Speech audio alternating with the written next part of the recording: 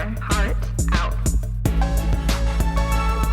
Hi, I'm Kayla Ogden. And I'm Rachel Sear. And this is Write Your Heart Out. Here we are, guys. It's been a minute. It has. I know it hasn't been a minute for you guys because you're used to our every other week episodes. But for us, we haven't recorded in, it feels like a long time. It has been, I think it's been at least a month. Oh my God. Yeah. That's weird. Whew. Because if you'll remember, we were seeing each other like 4 times a week at the beginning here. Yes, and I haven't seen Rachel in so long. Also, because I haven't been at any of our like social events lately, I feel like. Oh yeah, you missed Galentine's Day. Yeah, we do a Galentine's every year. I wasn't there. That was the day I chopped my hair off.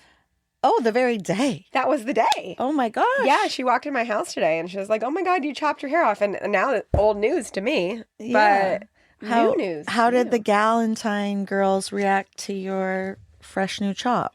I got a good reaction. Yeah, I think it looks great. It was day of though, so I wasn't like 100% on, like how sassy to be. You know how it is. Short equals sassy. That's the voice of short hair. Okay, so I've missed a bunch of stuff, and I've missed you. I know. And I've been like, oh, I hope that she's writing a lot. But then I've been like, I wonder if she is, because the last time I checked in with you, I felt like you weren't really writing that much. And then also, you just seemed like you got stuck at the editing phase. I got stuck at the editing phase. I'm stuck at the editing phase. Do you feel like you don't know what you're doing, or you just don't want to do it? It's just not as fun as the creative barf it all out onto the paper, pantsing it. It's just not as fun. Like, I already know the characters. I already know what they're going to do. They're not surprising me. Yeah, and then do you just not really feel like you have a reason to do the parts that aren't fun? Like, are you like, this is my hobby, I like to write stories?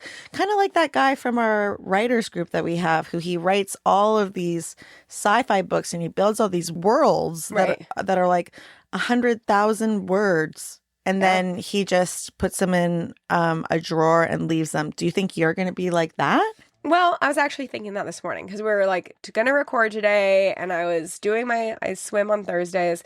I was doing my laps in the pool, and I'm like, oh, maybe I am Matt. Matt's the guy you were just talking about. Maybe I'm like that. Maybe I'm like Matt. Like, I could see the book going somewhere. I feel like it has potential. It's a Oh, wow, what a dork. I think it has a great hook, which is exciting. Like, yeah. There was this writer who got published, and she was talking about how she got her agent and what she was doing. And one little trick that she did was she went on this website called Publishers Weekly. Mm-hmm. She went on here and she started, basically they tell you about all the book deals that are happening. So it'll be like, Simon & Schuster acquired this manuscript that is about a dinner party gone wrong in a affluent neighborhood in California, blah, blah, blah. And so it'll just be like, this is the manuscript. It was acquired by this person. And then it'll just say the hook. So like one sentence, the hook of your book. And it'll say like who the agent was that sold the book. And the books all have these great little catchy hooks. Yeah. And I think that yours is really good too. It seems like something that would be really like sellable and interesting. So I feel like it is. And I do really love the idea of it going somewhere. I think I need other eyes on it. I think that I'm too in my own head. And so I'm just in my own head as I'm editing. And I'm just like slog, slog, slog. I think this is where the writers group's going to come into play. Next week, we have a writers group meeting, and we all collectively agreed that mine got pushed the past 2 meetings, that we are going to talk about the one chapter that I'm submitting to it. I think that that'll be helpful, like a reinvigorating. Yeah. I also keep getting really excited about starting something new. Yeah. And so like there's been 2 different ideas swirling in my head about starting something new. And I'm literally like, no, finish your first project first. And so I'll like write a note about it. It's in my phone, in my notes. And I'm like, I'll get to it once I've finished Dinner for 8. Mm-hmm. And so I'm more excited about those. So every time I sit down to work on Dinner for 8, I'm like, meh, meh, slog. I'd rather be doing those other things. Yeah. I think you could really benefit from a developmental edit like yes, I got. I think I think that would be amazing at this stage for you, and that you should hire my girl, and that Yeah, I mean, it's an investment. But then, I mean, imagine you just had all the answers from a professional right now. I know. Like somebody trustworthy, amazing, who's been in the industry forever, who has just like a great eye and instinct for these things, who's passionate, who could just actually look at it and say, da, da, da, da, da, da, da. Because I found that with my beta readers, well, first of all, and I've said this, I think last time, that I told them all to be really nice and they were. So nothing that they said really, Right. even in the writers group, I think the writers group is really cool and could be, or I'm sorry, it's a step up from beta readers. Sure. But I still think it's a step down from professionals, especially since nobody in our book group has a published Agreed. novel Right. Yes. yet. You know what I mean? I think that you would save a lot of time, is what I'm saying. I would have saved a lot of time if I had sent this to her a year ago. Right. Yeah. You have the goal and have always had the goal of wanting to be a published author. Yes. I still feel very new to that goal. Yeah. So it feels a little bit like treat yourself to like a developmental editor. Yeah. But I do think that that's what I need. And I do think that the book has potential. So it's just a matter of like getting over myself. Yeah. Let's talk about this that is more. like for the other. I know. Let's save it. Let's save it. Okay. So on our next episode, we're going to go through my developmental edit letter that I got from Fiona McLaren. That is so amazing. And I hope I can really share with you the insights that she gave. But this time, Rachel and I are finally getting our homework done. We've had this textbook called The Lab, Experiments in Writing Across Genre for a while. It's by Matthew Clark Davison and Alice LaPlante. And we've been looking at this one exercise on page 199, if you're following along with us.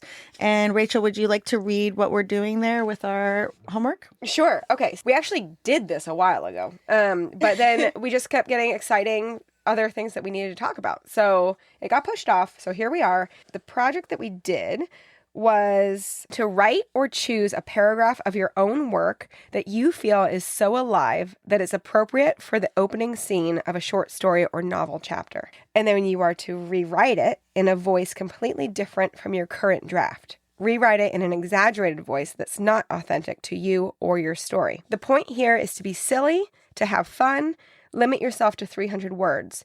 Don't think of it as a scene yet, but as an opening page of the story you're working on. It often helps to start in a scene or situation at a particular place and time with characters who are acting or reacting. So...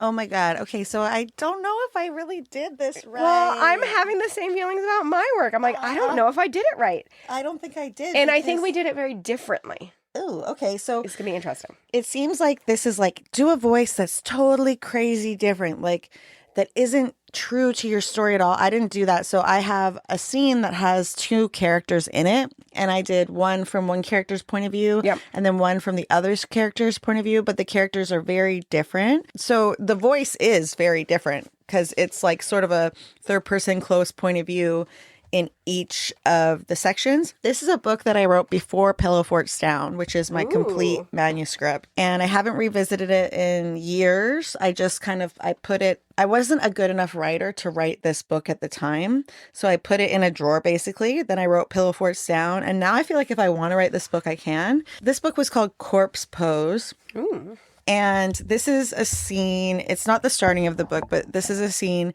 that in the book, it focuses on Corinne, and she's depressed and anxious after the death of her sister.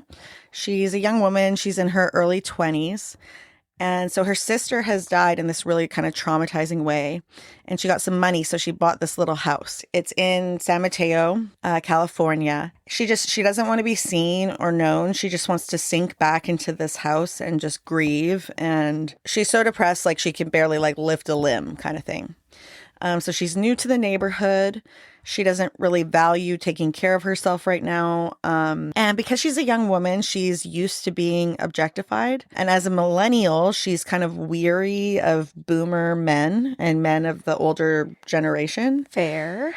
Yeah, I mean, boomer men just like have a different kind of sense of humor. They have different boundaries. And I feel like I have a different sense of humor and boundaries than Gen Z.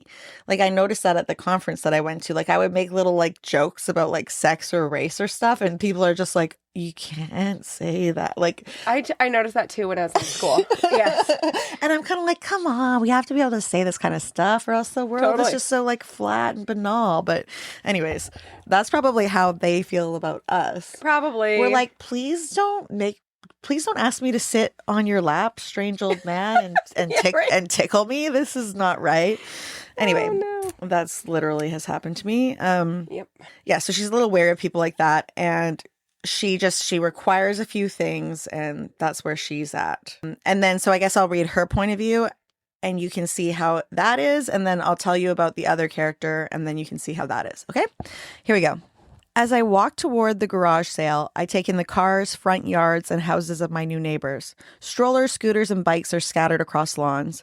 One family has a whole trampoline crowding their lot, precariously close to the road. The garage sale comes into view across the street, with several shoppers in the driveway and an elderly couple sitting on a small porch. I move in that direction, but feel weird and walk past the garage sale, staring straight ahead without crossing the street. It would make that old couple happy if I come and buy their stuff. That's the whole point of their thing. What am I afraid of? A conversation? Just go, damn it. Be normal. I roll my shoulders back, lift my chin, and hurry diagonally across the road to their cluttered driveway. Hello, the lady calls down from the porch as I peruse. Hey, I say without looking up. Let us know if you need anything, dear. After taking a few laps, I offer the owner $40 cash for a cardboard box with a blow-up mattress and a pump that you stomp on to blow it up with, and 2 retro aluminum folding chairs with yellow and green weave. She tells me to take a doily from the basket, a free gift for the new neighbor. I oblige wearily. The gentleman offers to help me home. I'd rather not walk with this man, but I worry that my refusal will make him feel feeble. I carry the chairs and he carries the box with the rest. So, you're the lovely Corinne, he says from behind me. The narrow sidewalk won't allow us to walk abreast. Is he looking at my neck, my calves? I call back, what's that? Wayne told me you'd come by, he explains, speaking more loudly now. You bought Missy's house then? That's right. We've known her for 30 years. Saw her less and less, of course. Her and us, we were the last of the originals that started this neighborhood. Me and Patty are moving on now, though, leaving it to you and the Mexicans. This sounds racist to me, and I don't respond. The distance between my house and the garage sale seems further now than it did earlier. Patty and me, we bought a place near Lake Tahoe, right on the Truckee River there. Nice big place. Lots of room. When we finally get to my house, I ask him to put the box right there on the lawn before he reaches my front walk. I'll bring it in for you. No, thanks. I need to find a place for it, I say. He stands there holding the box, his lipless smile revealing dentures too white. I put the chairs down and take the box from his arms, smelling his old man smell as I do. Coffee breath and Irish Springs bar soap. Pain from last night's awkward sleep courses through my neck and I grimace. Thanks for your help. Safe travels, I manage to say, though I could have yelped with distress at the shooting pain. As I walk away, he says, you know, if you had been friendlier. I stop, but I don't turn around. He goes on, you might have been invited up to the house at Lake Tahoe. I turn back. You mean that hovel on the river? I'll pass. I can't believe I just said that. I get the door unlocked. But he's a douchebag, right? Trying to come inside, wanting me to smile. When the doors close behind me, I set down the box and look through the peephole. The man is across the street now, facing my house with his elbows bent and middle fingers up. He makes a humping motion and does a feeble body roll. Is this real? What is he doing? What an asshole. I burst out laughing. He thrusts his middle fingers higher into the sky a few times, wiggling his skinny hips like he's shaking his dong. Then he returns to normal. The ferocious vandal demon that energized him somehow exorcised from his weak body, and he ambles back down the sidewalk toward his house. The laughter comes out of my mouth like children spilling out of school for recess after weeks of rainy days. They've been stuck inside for ages. Okay, so that's Corinne's side of it. And now... That was funny. Vernon. So Vernon, he's proud, confident old guy who believes that other people should see his intrinsic value, right? Because he's a white guy. Yeah. And he's someone who worked his whole life to get to this point where he has this house up in Tahoe. Yeah. But now he's too old to enjoy it. Sure. So this is this is Vernon's point of view. Patty's leaning over the porch railing, pointing to a basket of doilies on the fold-out table in the driveway, telling the punks that are pawing our things that they're antiques. Patty should save her breath. People don't care. I asked her to refill my coffee, but she forgot.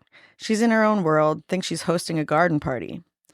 Beyond the few customers milling in the driveway, there's a girl across the street, coming from the direction of Missy's old house. Hard to tell how old she is. Now she's crossing the street. Not a teenager, a young woman. Must be Corinne. She's coming over here. Yahtzee. This is cute. Sorry. Keep going. I straighten up and sneak the pads of my thumbs in the back of my jaw and bite to secure my dentures. Wayne said she was a cutie, but I don't know. She's wearing a man's rock and roll t-shirt. It looks like there's a tumbleweed on top of her head. Young women don't try. Patty could be bedridden with pneumonia and she still wouldn't look so slovenly as this girl. My wife kindly greets her from the porch, but she doesn't bother to acknowledge us. I sigh and go inside to piss and get more coffee. When I come back out, Patty, being always too generous, is selling the young lady a big pile of our stuff for a song. I jog down the steps to help her, and I don't even use the banister. She's pretty up close. This Corinne has taut, shiny skin, shy eyes, full knockers, no bra under that shirt. I should ask her to do a handstand. So dumb. Okay. At first she demurs, that old song and dance, but eventually she agrees to let me walk her home. This girl's going to need a lot of help at Missy's old house. Shame we're moving so soon. Wayne gets to spend time with her over there, playing the handyman, lucky bastard. I start a friendly chit-chat with her as I follow her down the sidewalk. Hard to tell from behind if she's impressed by the news of our Tahoe house. When I was young, I'd have been slap happy to make friends with someone who had a house up there. Do I have enough time to get to know her before we leave, so that it wouldn't be strange to ask her to visit us? Patty could invite her. Come stay. You're more than welcome. Mention the hot tub. A normal, natural invitation. And Corinne could bring her bikinis. Huh. So dumb. Okay. I'll go into Missy's house with Corinne when we get there. Test the light switches, the locks on the windows, the faucets in the toilets. She'll give me a hug before I go. A friendly embrace, but close. Rub her back a little. An old trick to feel those jugs against my chest. Oh my God. You know when someone hugs you really hard and you're like, I know what you're doing, you ding dong. Yep. Okay, sorry. But she turns and stands in my path before I can even set foot on the property. What in the hell? Is she scared? I'm not a stranger. I know Wayne. I'm her neighbor. I smile to make her comfortable. I'll bring it in for you. No, thanks. I need to find a place for it, she says. I can't figure it out. Is she some kind of man-hater? She thinks she can buy my things for a song, have me carry them all the way over here, and then dismiss me like a damn bellboy? Now she comes very close to me, closer than I've been to any woman other than my wife in months and months, and her soft arms are underneath mine for a moment as she pulls the box away. I rub my forearms where they tingle from her touch. Her delicate nose scrunches up then, and her face looks absolutely disgusted, like she's going to puke right on top of the cornucopia of home goods I'm giving her. Then she dismisses me and turns away. She's a fool, a slovenly fool.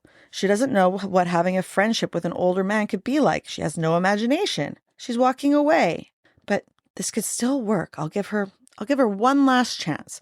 Who knows what this kid's been through? So she's tough. You know, if you'd been friendlier, you might have been invited up to the house at Lake Tahoe. She stops in front of her door for a moment, considering my offer. Is she going to bite? And then the wackiest thing happens. She turns around on her top step, and in a voice so sweet, I don't understand her meaning at first, she says, "You mean that hovel on the river? I'll pass." She slams her door. Oh, wait till Patty hears about this. Wait till Wayne hears about this. I stride across the street, aware that she could be watching through the peephole. So I turn back toward Missy's house. I point my thick middle fingers up and show her what my hips can still do. Oh, That was fun. So do you think they sounded different? Yes, definitely. I think it was great. Thank you. So this is some just notes from what I was thinking about after I wrote this. Sure. So like if you, person listening, aren't really like sure where to start or how to make a voice different, some things that you could think about is what kind of words do they use based on their era? So Vernon says knockers and Yahtzee and wacky Yahtzee was my favorite. and jugs and stuff like that. And what is the power dynamic among the characters? So, like, Corinne is ashamed. She's new to the neighborhood, first time homeowner, and she just is in no state to be like meeting and greeting people. So, she's kind of like the underdog. And Vernon is kind of the alpha. He's like the king of the street kind of thing. Mm-hmm. He started the neighborhood, he says. Yeah, you know? he's the very beginning. Uh-huh. Then there's the tone of the sentences, which I'm not sure if I did as well, but it's like Vernon uses crass language and more like abrupt, short sentences, and Corinne is more like eloquent and uses some longer words. Vernon is also like out there. He's very verbal and chatty. And inside he's like cunning and conniving. Like he's like, oh, how can I get her over to my house?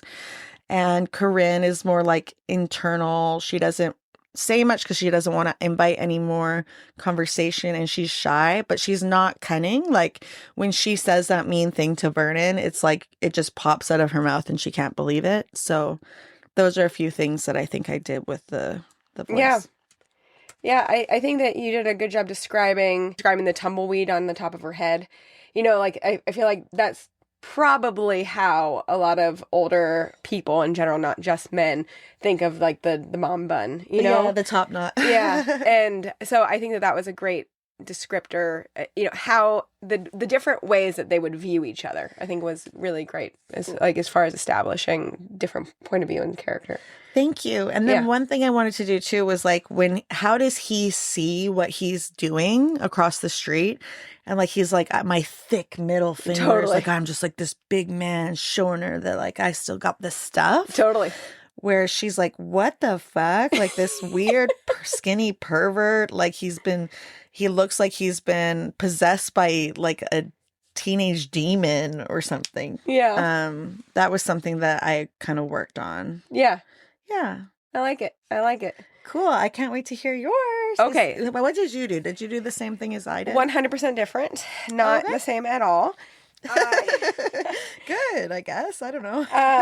Okay, so here is my voice project. So this is from Dinner for Eight, which, as you guys all know, hopefully, if you've been listening, is the project I've been working on for the entire podcast. As you might know, Sam's point of view is the entirety of the book for the most part.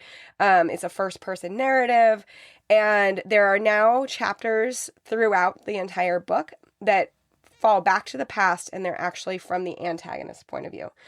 And so this blurb is from one of those chapters. So it's a bit of a spoiler, but this one is from Kyle's point of view, who's the antagonist. And then I thought it would be fun to play with the voice for this one. I did it potentially wrong because I didn't fully understand the assignment, so I did it twice. The first time around, I ended up writing it from third person. I just switched it, took both Sam and Kyle point of view and just changed it so it's third person, somebody watching the scene. The second time I wrote it, I was like, I think I did that wrong. I'm going to change it around. And I just completely changed the voice and I made Kyle into a different personality. Oh, and so that's the assignment. I think that that's where I probably got it right, although we'll see. Yeah, I think that's more probably what I was supposed to do. Although, I mean, anyways. I don't think there's a wrong way to have done this. Yeah. I think that it's not just changing point of view, though, but although my point of view characters had very different voices, I think, yeah, doing voices separate from point of view. Right. So if you just change it from first person to third person, that doesn't count as changing voice. Exactly. But changing characters can change the voice because it's a different character, or just changing the character's voice. Right. Which is more what you did. So, which is what I ended up doing in the second version. So I'll read all three. I'm going to read the then the third person when I didn't understand the assignment, and then the one that I ended up with. Is that good? Okay, yep, that's good. So the original. We had been together a year, the first time she caught me lying. For hours, the tears flowed out of her, and I watched her cry, sitting pitifully at the edge of my bed. Before this, she had flipped out, screamed, swore at me. At one point, I thought maybe she'd lunge at me, and I'd always found it exhilarating. This was different. A calm that felt unsettling. I had to force myself into feeling remorse or something like it. I was pissed I got caught, but I wasn't pissed I'd been sleeping with other people. I had never been sure about a relationship. I'd told her that. It would be too much for me to handle. A girl like her, always laughing, always joking, always smiling. She brought too much emotion into my life that I didn't have any room for. It was like she was trying to make up for what I lacked. The intensity was too much. She would ask if I loved her, and I would skirt around the answer, giving her just enough to not keep asking. What I know is that I loved how she loved me. I loved how she would do anything for me, with me. I loved that whether she liked it or not, she always came back after days of silence, ready for more. Her hate for my actions made it almost fun. I'd go a week without responding to her, and then invite her to come to my house as though nothing ever happened. Her wrath was quick, sexy even, and in the end, she would just try to fuck me into needing her the way she needed me. Oh my God. Is this for real? That's from your book? Yeah. Whoa. Okay. Good. That's a good reaction. Yeah, it's a really good reaction. So now I'm going to change the point of view when I did not understand the voice assignment. He watched her sitting there, silently watching him. A staring contest of pain, hate, and regret, both filled with inner dialogue that was so sorely missed what the other felt, that assumed the worst or the best in the other, always in ways that didn't even exist. If they only knew, if they only were mature enough to speak to each other in truth. Sam had never felt this way before. It was white-hot pulsing under her skin, practically singeing her fingers as she stroked her forearm, an action she repeated without even realizing. It was a rage that paralyzed her, that silenced her. She had to fight the urge to get up, to walk out of the room, but her body wouldn't move. She couldn't will the muscle to contract or extend in any way that would propel her forward. Her mind knew. It was used to this by now. But this time it was as if her body was waiting for an apology or remorse, the things her brain has learned to not bother waiting for anymore. Kyle sat in his swiveling chair, shaking his left leg as he pushed himself ever so slightly to the left and then the right with the other foot. He was waiting for the reaction he had hoped for, the exhilarating burst of adrenaline resulting in the best sex they'd have for months. Okay. So that was the different point of view. Okay. And then now this is from a completely different voice, and where I just decided to make Kyle a different person, kind of. Yeah. Okay. I think that's the assignment. Okay. I don't know what came over me. I just kept repeating the same things over and over. I don't know what happened. I don't know why I did it. Sam is sitting across from me as I plead, and I watch her on the edge of the bed, an icy statue that won't even look at me. She's focusing on my knee as it shakes in anticipation, in worry. I'm pouring my heart out, sobbing and sick with what I've done, and she's just sitting there. She's always been so over the top, a character with big thoughts and even bigger feelings. I loved that about her, and right now it's just gone. It's like I broke her, and it breaks my heart even more. I had never lied to her before. The moment we met on that train, I knew that I'd be lost without her. In fact, I got lost in her the moment our eyes met. Other women ceased to exist. The world ceased to exist. I treated my love for her like it was something precious, something to be coddled. Occasionally, she would act like it suffocated her, but I knew in my heart of hearts that she loved it just as much as I did. Her playing coy or disinterested was just a silly game, and when she could tell it hurt me, she would remind me that it was just a joke, that she was teasing. How did I let this happen? How did one thoughtless moment turn into this? I would never, but I did. Okay. I hate him when he's like this. That doesn't belong in my book. Yeah, I definitely find the first voice more compelling. That's the character. And it is so compelling because, so when men act a certain way, I don't always like to assume that they know exactly what they're doing. You know what I'm saying? Like this character, he knows exactly what he's doing. Yeah, he's diabolical. Like for example, there's modern terms like love bombing is when you meet somebody, and usually it happens when it's inappropriately early, like, and the game is to shower you with quote unquote love so that you'll give them something like sex. Yeah, lots of affection. Yeah, over the top, and it doesn't have to mean anything to them. Yeah. So it's like lying with love. That's really hard for me to accept, that a person would be doing that men do that connivingly, because I've had men act that way towards me after I've known them for a short time. And I've always thought that they were just like so in love with me. And that was never a way to get me to do anything for them, right? Like that didn't change how I felt about them as people. Right. But I always thought that it was genuine. I was just like, I am the bomb. Like these guys, like they cannot, they fall to their knees. I mean, it's like honey to the bears. But then to think that they're just acting and trying to fool me, is so mean. Like why be so mean? Why not? Why can't men and women talk to each other, or within love and romantic relationships? Like why can't we just come into these conversations in good faith and be honest about like how we feel and where we're at and what we want, and then respect the other person? Yeah, wouldn't that be nice? It's so horrible. Like this is you're from the point of view of a love bomber kind of guy, or like somebody who is being abusive but knows exactly what he's doing to get her to want more. Yep. And like for me, say I was dating someone back in the day and they didn't get back to me for like 3 days or something. At first I would just think, oh, they don't like me and like I'm going to stop talking to them because that's not a good look. Like that's too thirsty. And then if they were like, oh, hey, what's up? I'd be like, oh my gosh, they were really busy, you know, or something. Oh, cool. Like they actually do like me. I wouldn't be like, oh, they're sitting there trying to make me feel different ways and get this kind of reaction out of me and get the ball in their court and have power and this and that. I would just think that they were coming at the relationship in good faith. Totally. But your character is the embodiment of the bad faith person, like the person who's Kyle's bad faith. Yeah. But in terms of voice, still don't think that's it. What? I still don't think that's it. I don't think that's changing the... No? Okay. I mean, he had a completely different take on life. Yes, but that's a different story. It is a different story. I don't understand the assignment. That's a different character. What doesn't the different voice? Okay, it is a different I think character. the different... Okay.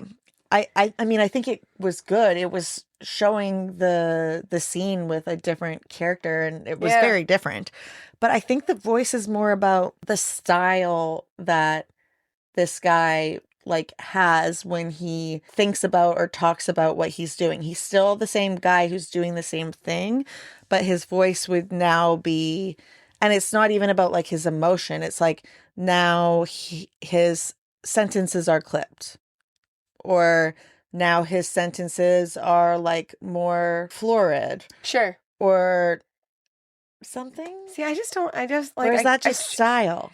I don't know. I don't understand. We need a voice expert to come in here and tell us, because I don't know if should I just read what this fucking person said in this book? Well, I read it and I still didn't understand. So they're saying that it's like a struggle. Let's see. Oh, wait, but this is about finding your voice. Right. Not about finding like a character's voice. So it's like you would be... See, I don't get it. We don't know how to write this different... We gotta invite somebody on here to... Yeah, so we get like a D on our homework.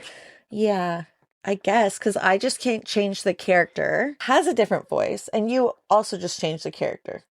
He was still called Kyle, and he was still in the same situation, but he like loved her and he was confused and stuff. Like that's not voice. That's just a different person. I just truly don't understand the assignment.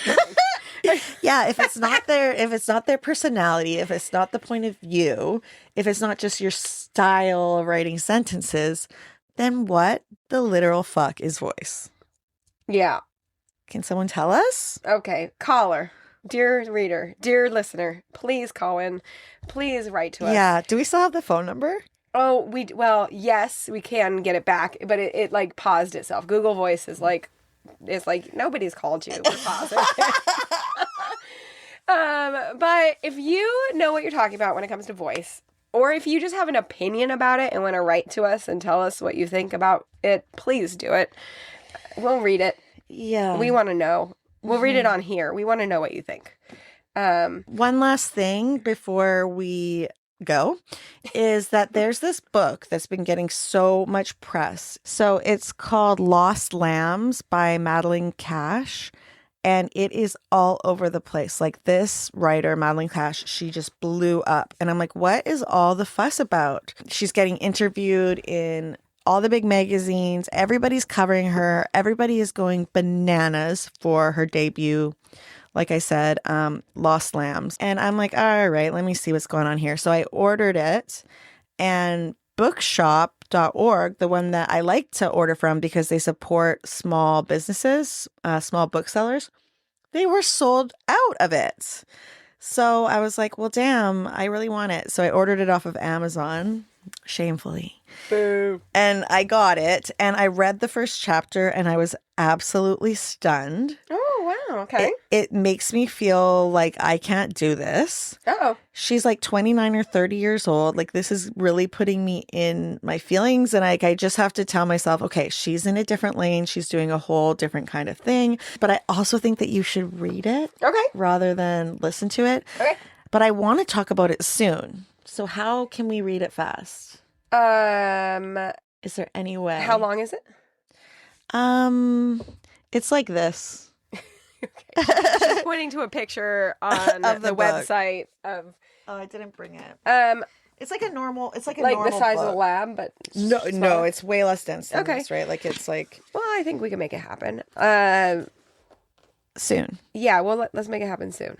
But she, like, when I read her chapter, I'm like, obviously, this is a very voicey novel. Okay.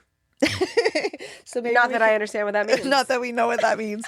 But I think that during that conversation, maybe I'll try to learn more about voice, which maybe voice is just completely ineffable. I don't know, but I'd like to be able to come back on this podcast and actually fucking explain it for the listener, for other people who are confused. And if I can't do that myself, I want to invite somebody else on to do it for us. Definitely. And I want it to be like a real thing, you know? Yeah. I mean, hopefully That can be explained. Hopefully our lack of being able to explain it makes it easier for someone else to understand it. Like, Yeah. you know? Yeah, it's like sometimes you can read somebody else's work and see all the things that are wrong with it and be like, well, obviously it's not that, it's this. So maybe that's what you guys are having that experience right now. Let's hope. Okay.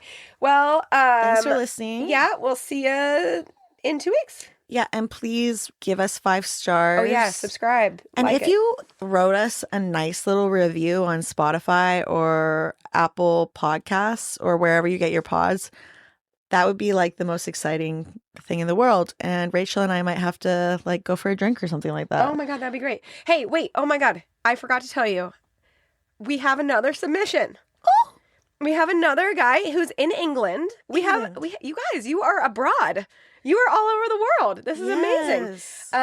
We have another listener who sent in a story. So next story time, he'll be in there. Yep, another man. Yeah, they love us. Okay. Yep. We'll see okay. how voicey it is. Hopefully it's voicey. Okay, see you later. Bye.